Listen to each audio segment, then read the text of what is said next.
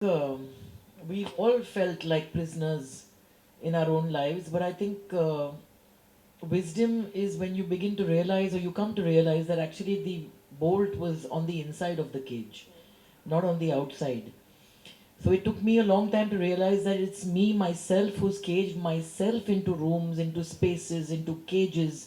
And as they say, slavery comes in very attractive packages, you know. So I found myself in a situation in my life where I was in a marriage that was crumbling. It was not crumbling because of anything as painful as this situation that you just read out. It was rather boring. Neither of us cheated. Neither of us were interested in cheating. But I think that as a woman, I realized that I'd lost myself in the process while ticking the box that society places right up there with all your achievements. No matter what you do and what you achieve, the question that is always asked is, so when are you getting married? And when you are married, how many children? When you're having a child? And if you end your marriage, when you're getting married again?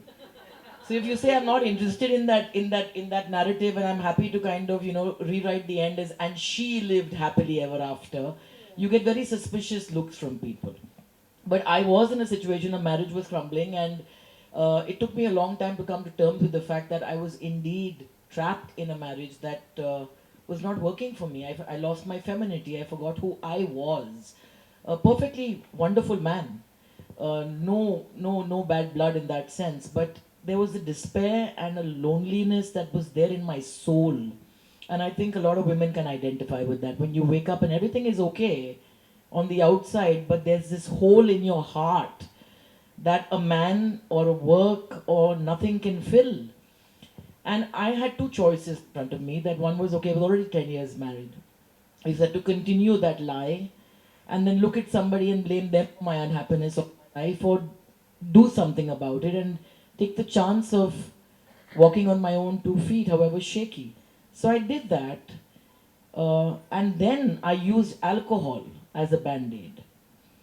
So I was trapped and I was chained first into being a good wife and then getting my gratification from a bottle, until I finally asked myself that what is the difference between a relationship, a man, or a bottle? You're using both to numb the pain. So do away with the crutches and learn to deal with yourself and realize that you're not as special as you would like to believe that you are. Deal with the anguish, deal with the emptiness, deal with the ordinariness of your soul, and from that something magical will emerge, and something did. So I think the day I told myself that, okay, um, life is not a dress rehearsal. I'm not going to kind of end up being somebody who's going to use somebody else as a convenience and, a habit. I'm going to try life on my own.